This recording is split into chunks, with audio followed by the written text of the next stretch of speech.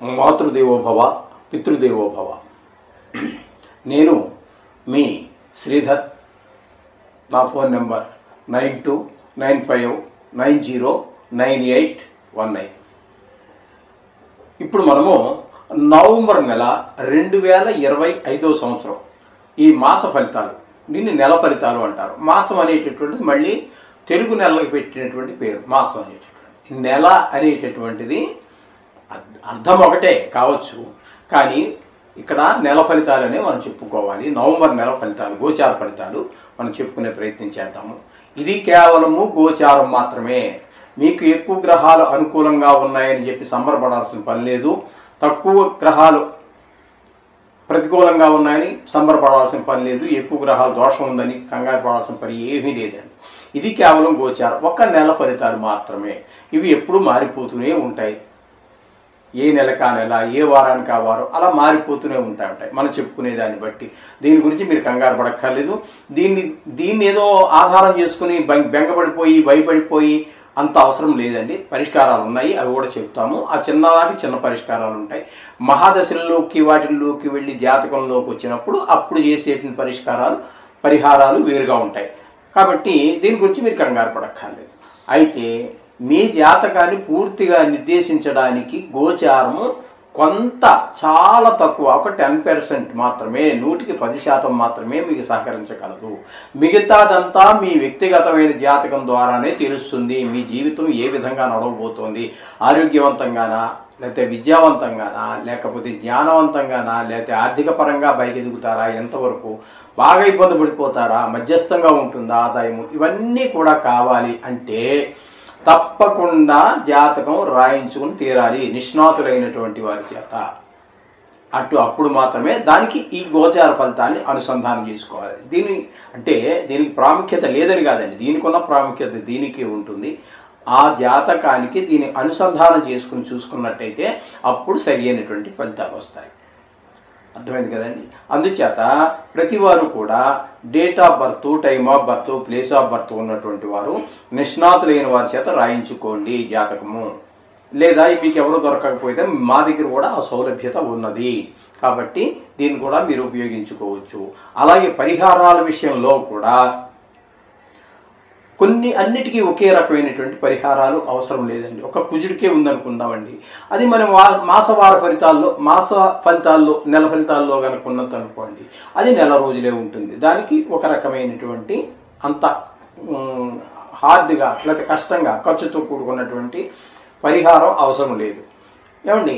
అదే మనకి జాతక రీత్యా కనుక కుజు మహాదశి ఏర్పడింది, లేదు కుజుడు సరి అయినటువంటి ప్రదేశంలో లేడు, ఇంకా ఆ మహాదశ గడవలేదు, రాబోయేదో ఆ పైన రాబోయేదో ఉంది. తద్వారా ఏ విషయాల్లో మనకి పెళ్లి విషయంలోనా, సంతానం విషయంలోనా, విద్య విషయంలోనా, గృహ విషయంలోనా ఏ విషయాల్లో అడ్డు తగులుతున్నది అనేటటువంటి విషయాన్ని బాగా చాలా లోతుగా ఆలోచించిన మీదట అక్కడ చేయవలసినటువంటి పరిష్కారాలు కొంచెం ఖర్చుతో కూడుకుని ఉంటాయి, లేదా మీరే చేసుకోవాల్సి వస్తే కష్టంతో కూడుకుని ఉంటాయి. కొన్ని మీరు చేయలేకపోవచ్చు, ఎందుకంటే వేదాలు అవన్నీ నేర్చుకుని ఆ మంత్రాలు చదవడం కష్టం కాబట్టి. ఆ విధమైనటువంటి పరిష్కారాలు కూడా మేము సులువైన పద్ధతిలో అప్పుడు ఉన్నటువంటి తీవ్రత ఉష్ణోగ్రత అంటూ ఉంటాం చూసారా. జ్వరం ఉష్ణోగ్రత ఎంత ఉంది, ఇప్పుడు వేసవకాలం వచ్చింది, వేసవకాలంలో ఎన్ని డిగ్రీలు ఉష్ణోగ్రత ఉందంటాం. ఉష్ణోగ్రత అనేది ఒక పదం కాదు, ఉగ్రత అంటే ఎక్కువ, దాని స్థాయిని బట్టి ఉంటుందన్నమాట. 100 డిగ్రీలు జ్వరం ఉన్నవాడికి పారాసిటమాల్ వేస్తే సరిపోతుంది. అదే 103, 104 వచ్చేసింది, ఒళ్ళు కాలిపోతుంది. ఎదురుగా ఉన్న నిన్ను కానీ, ఆయన భార్యను కానీ, వాడి తండ్రి గారు కానీ, తల్లి కానీ ఎవరు గుర్తుపట్టలేకపోతున్నాడు 104 జ్వరం ఉండి. అప్పుడు ఆ పారాసిటమాల్తో పాటుగా మనకు యాంటీబయాటిక్ ట్యాబ్లెట్ కూడా ఇవ్వాలి. ఇవ్వకపోతే అది పని జరగదండి, చాలా ఇబ్బంది. ఇటువంటివి ఉంటాయి కొన్ని.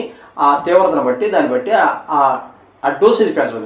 అలాగే మన ఇక్కడ ఆ గ్రహ దోషాలను బట్టి గోచార రీత్యానా, జాతక రీత్యానంలో కూడా స్థాన రీత్యానా ఏంటనేది దాన్ని బట్టి ఉంటుంది. వాటి గురించి కూడా మమ్మల్ని సంప్రదించవచ్చును. సులువైన మార్గాలు కావాల్సిన వారికి సులువైన మార్గాలు సూచించడం జరుగుతుంది. లేదు ఈ డోస్ చాలదయ్యా అని చెప్పిన వారికి మనం చెప్తాం.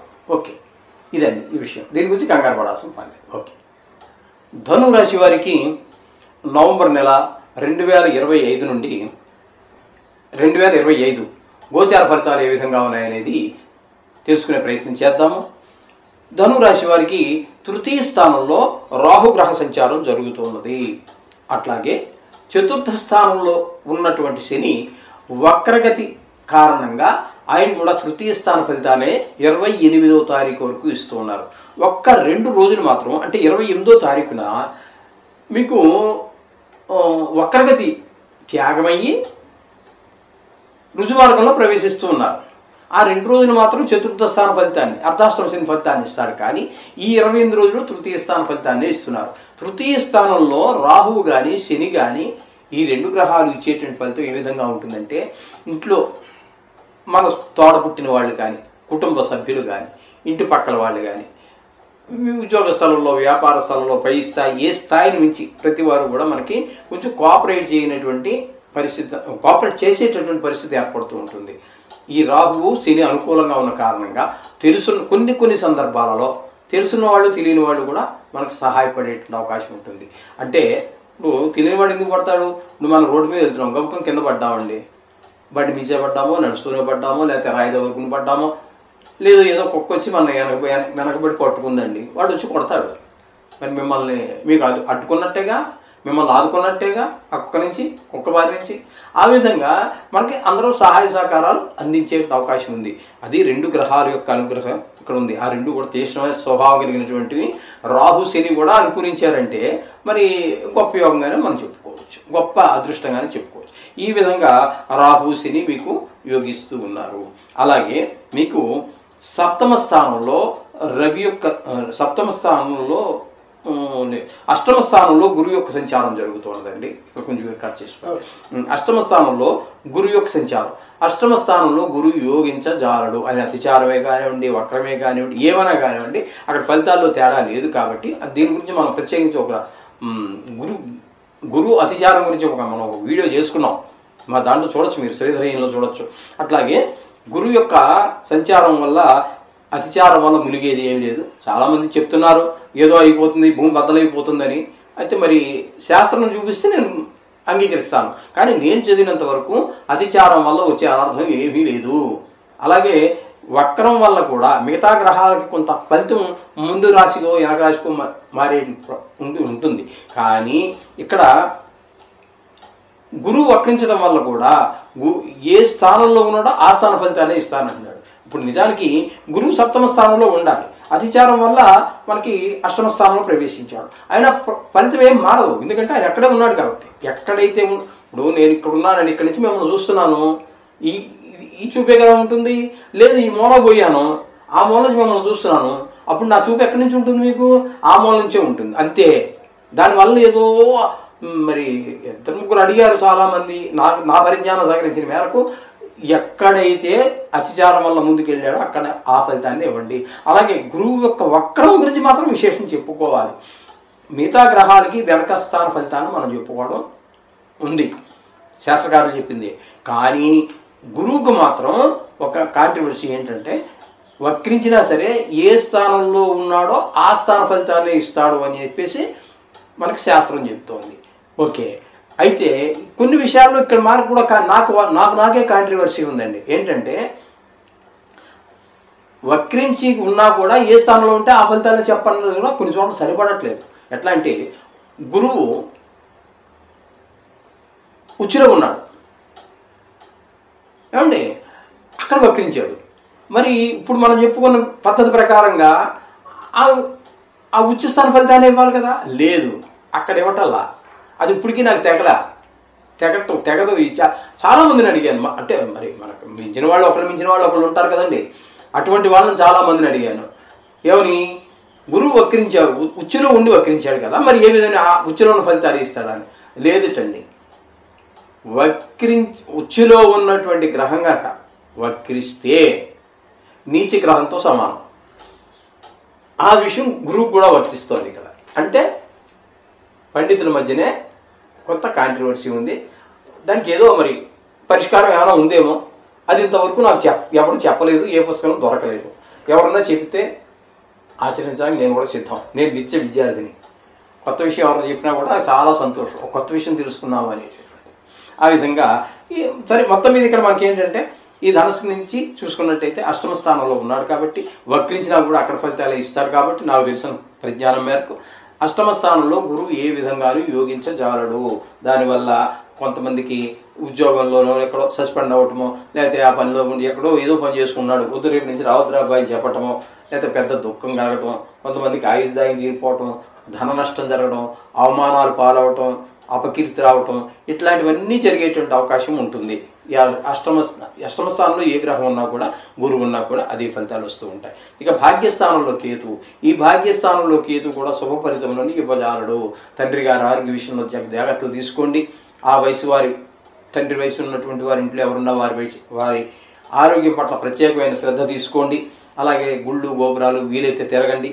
కానీ ఆ విషయాల్లో కూడా గుళ్ళు గోపురాలు తిరిగి దేవుడు ప్రార్థించుకుందాం, మనం కష్టం చెప్పుకుందామని మీరు చేసే ప్రయత్నంలో కూడా అవరోధాలు ఏర్పడి మీరు గుడికి వాటికి వెళ్ళలేని పరిస్థితులు కూడా ఏర్పడే అవకాశాలు ఉన్నాయి. ఈ విధంగా కేతు భాగ్యస్థానంలో ఉంటే ఆ విధమైన ఫలితాలు వస్తాయి. ఇకపోతే శుక్రుని యొక్క సంచారం కనుక మనం తీసుకున్నట్టయితే దశమ, ఏకాదశ, ద్వాదశ అంటే 10, 11, 12 స్థానాల్లో శుక్రుని యొక్క సంచారం జరుగుతోంది. ఈ 3 స్థానాలలోనూ కూడా శుక్రుడు అమోఘమైన ఫలితాలు ఇస్తాడు. 2 రోజులు దశమ స్థానంలో ఉద్యోగపరమైనటువంటి అభివృద్ధిని చూపిస్తాడు మీకు. అలాగే ఏకాదశ స్థానంలో 21వ స్థానం 24 రోజుల పాటు ఉంటున్నారు. అక్కడ కూడా లాభస్థానం కాబట్టి ఉద్యోగం పరంగా ఎప్పుడైతే బాగుందో అక్కడ మీకు ఆదాయం బాగా పెరుగుతుంది, ధనార్జన పెరుగుతుంది.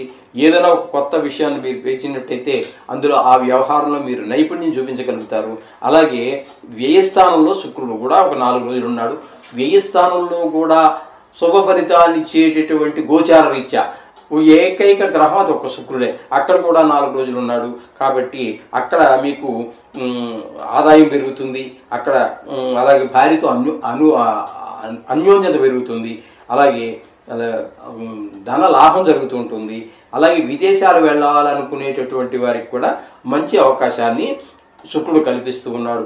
మొత్తం మీద 3 రాసుల్లో సంచారం ఈ 4 రోజుల్లో 3 రాసులు కూడా మీకు అనుకూలంగానే ఉన్నాయి. కాబట్టి కళ్ళకు సంబంధించి విషయాలలో కానివ్వండి, బెడ్ కంఫర్ట్స్ కానివ్వండి, విదేశాలకు వెళ్ళాలని ఎవరికి ఏది కావాలన్నా ఈ 3 స్థానాలలో వచ్చేటటువంటి వాటిల్లో అద్భుతమైన ఫలితాన్ని సినిమా రంగంలో వారికి, షేర్ మార్కెట్లో పెట్టుబడి పెట్టే వారికి, ఏకాదశం, దశమం, జన్మం, ఇంకెంతకంటే ఏం కావాలండి?